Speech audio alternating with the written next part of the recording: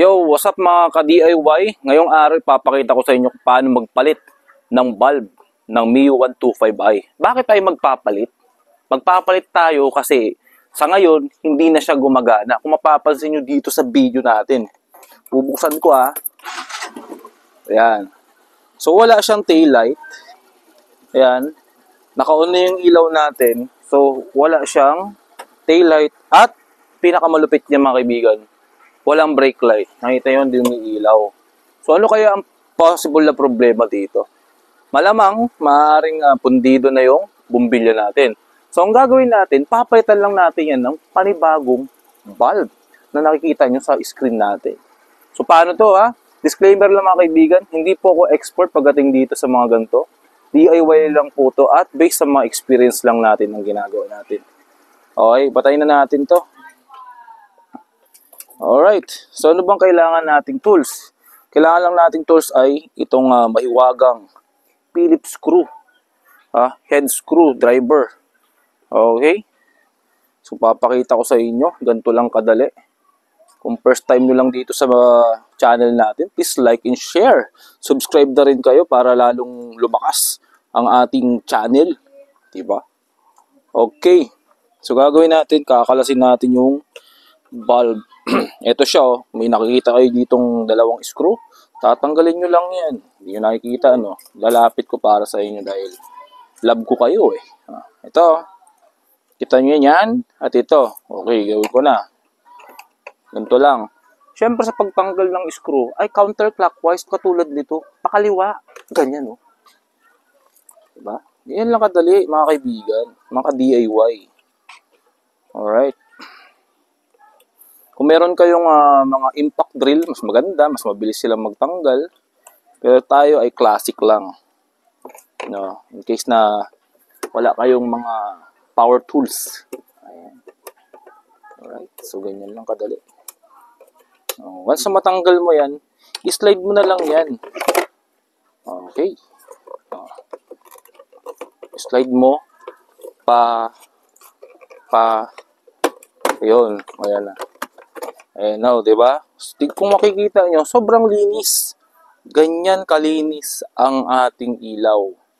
Diba? So, tingnan natin kung talaga bang nasira or pundido. So, gagawin lang natin dyan, ititwist lang natin ng bahagya itong ating bulb para lumabas siya. Most likely, ang paano tayo mag-remove ng mga thread ay pa-counterclockwise or pakaliwa madalas. So, yun ang ginawa ko, pakaliwa. Si-twist ko ng kaliwa at ilalabas ko na ang aking hotdog, ang aking bumbilya. Medyo malaki yung daliri ko Wait lang. Ayun. Nakita nyo na mga idol? Diba? Mga idol-idol? Ito mga devil kasi ito Kita nyo mga kaibigan, pundido na siya. Pangit na itsura niya. So gagawin natin, for replacement na yan, itong panibago nating bulb. Kung di nyo alam, tanungin nyo lang sa mga motoshop, alam nila yan. So para tanggalin natin, ganoon pa rin sa sinabi ko sa inyo, counterclockwise lang ang twist. Ayan, kita nyo na, tanggal agad. Then ilagay na natin panibagong bulb. Same procedure, push mo natin. Pagka push natin, twist natin pakanan. Pag pakanan, ibig sabihin yan, lock. Alright? So papakita ko sa inyo kung iilaw muna mamaya natin kabit. Sige, start ko muna. Okay, so successful, gumagana yung ating tail light. Okay, wait lang Okay, papakita ko sa inyo yung mismong motor. Ayan, naka-on na yung tail light, yung yung battery niya. Okay, so ayan, meron na siyang tail light ulit. Ganyan lang kadali magpalit mga kaibigan. So testing natin yung brake light niya. Pag ang brake light, pinreno natin, mas malakas yung ilaw. Kasi dalawa yung filament niya yan Okay, alright. So, ibig sabihin, successful yung ating installation. Now, ibabalik na natin sa kanyang case. So, ganoon din ang gagawin natin. Ipapasok lang natin, then pakanan. Okay? So, medyo dapat magaling kayo mga pa dito. Pag di kayo magaling mga pa, wala. Hindi nyo may papasok ng ganda. Okay, dahil sanay tayo sa kapaan, ayan, medyo may papasok na natin ito ng maayos. Okay. So, ganun lang kadali.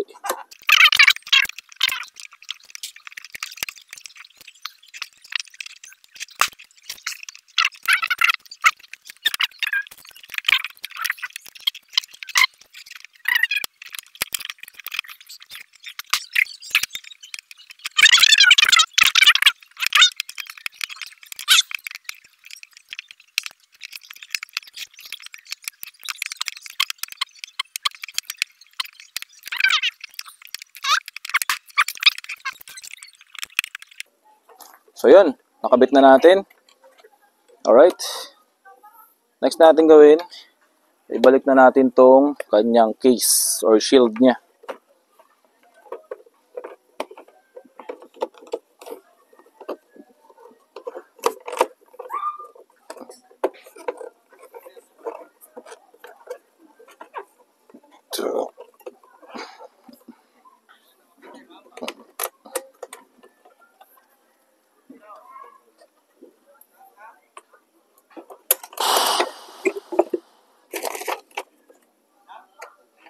So, ibalik na natin yung screw. Yan. Clockwise lang. Sa paghigpit.